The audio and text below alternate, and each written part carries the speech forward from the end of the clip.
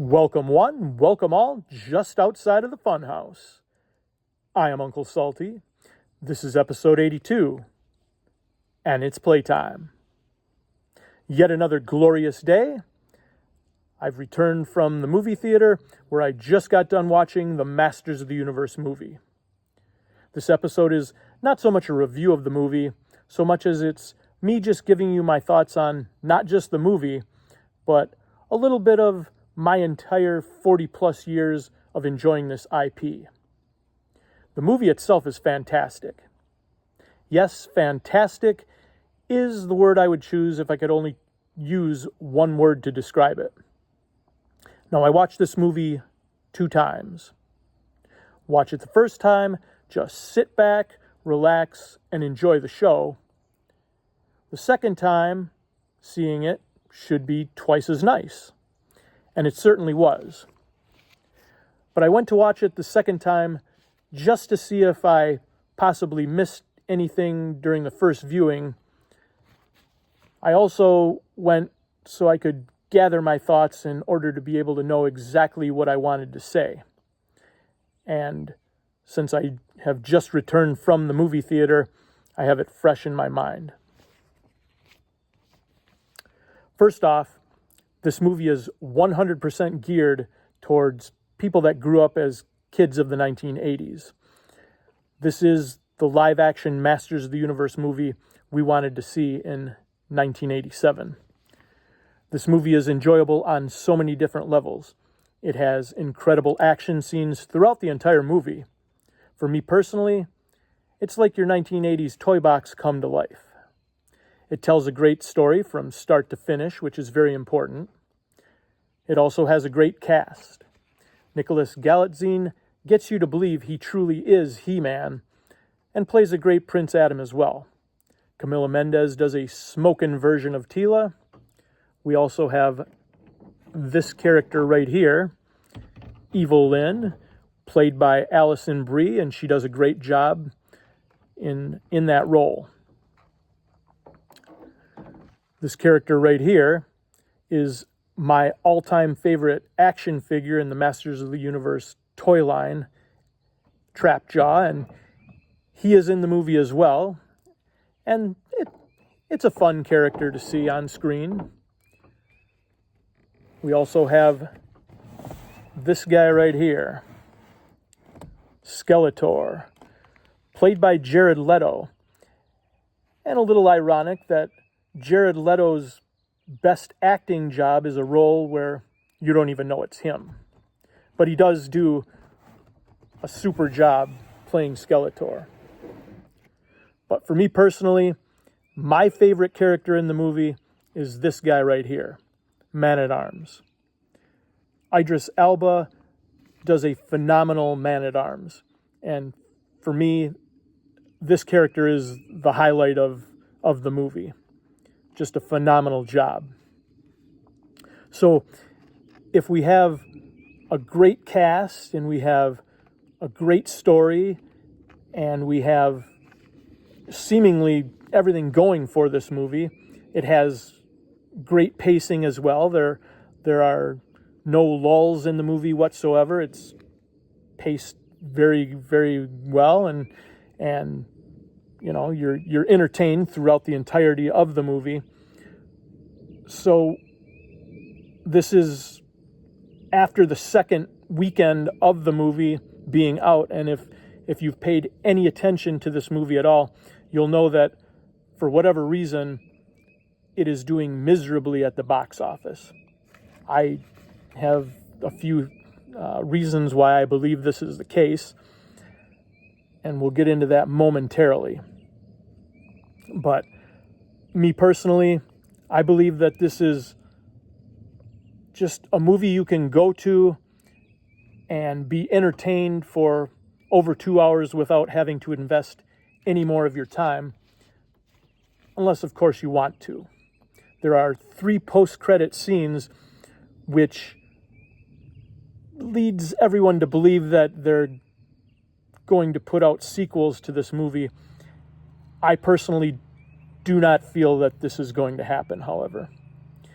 And the reason for that is this. This movie is, as I said, made specifically for people that grew up as kids of the 1980s. And even though He-Man is a pop culture icon, he is not he's not timeless, I guess is the best way to describe him. The problem this movie has is the creators of the movie got something completely mixed up and confused, and that being nostalgia and relevance. From the nostalgia standpoint, this movie, it definitely hits you right in the feels. It is nostalgia 100% from the 1980s. But unless you are a fan of the Masters of the Universe property, it doesn't resonate in 2026, because everything in this movie is so 1980s that even though I believe it's a movie that, little kids can watch, nobody cares about He-Man anymore. Or at least the general public doesn't care about He-Man. So, once again, I believe this is a great movie, and it's a family-friendly movie as well, as long as you are okay with swear words and cussing. That was the only part of this movie where I kind of raised an eyebrow a few times, because they don't swear throughout the movie, but there are several instances where Teela says the word shit a few times, and Man-at-Arms even calls someone an asshole. But as long as you're okay with your children hearing swear words and cuss words, this movie is definitely family-friendly.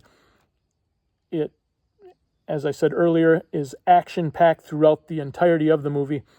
And me personally, I believe the most important part of this movie is that it sends a positive message. And in one of the 3 post-credit scenes, if you're familiar with the Masters of the Universe cartoon, at the end of each one of those episodes, they always taught you a life lesson, and the little magician Orko would appear and discuss what you saw during the episode, and explain the lesson that was to be learned.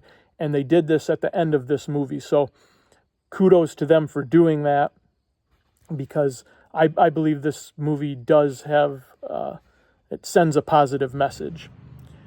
Now, unfortunately, I don't believe that this is going to go any further than this movie right here. Even though they do, as I said, tease possible sequels with the 3 post-credit scenes. But for me personally, if this is the end of the line for He-Man and the Masters of the Universe, I think it was the perfect way to end it as a franchise, and end a chapter in my childhood life. The movie is great, and I urge everyone to go out and see this movie. Definitely a good movie. And once again, I was extremely happy with what I saw. Very pleased, and actually not disappointed in any way, shape, or form. On a scale of 1 to 10, I would probably give this movie, I would definitely give this movie a 7 if you have no attachment to the Masters of the Universe whatsoever. And if you actually did grow up with He-Man and the Masters of the Universe, it's a solid 8 out of 10. Thank you for watching the show today. If you enjoyed the show, hit the like button. Definitely subscribe to the channel. And also, I would love to hear what you have to say about this movie. Did you go and see the movie? Did you enjoy the movie? If you did not go and see the movie, are you planning on going to see this?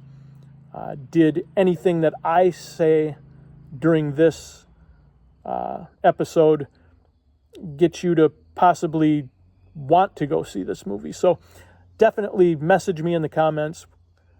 Can't wait to hear from you. As always, have a pleasant evening and a wonderful tomorrow.